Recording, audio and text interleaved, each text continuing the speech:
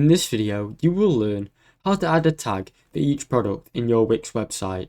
First, go to wix.com and enter your credentials. After that, open your website editor. In the Wix editor, click on Menus and Pages. This option should be in the left sidebar. Then select Store or Shop. This will open your Store Product Management section.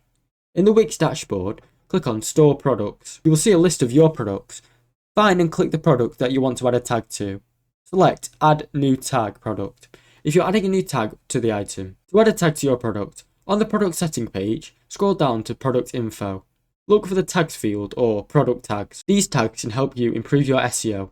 In the Tags field, enter what you want your product to be associated with. After that, make sure to click Save.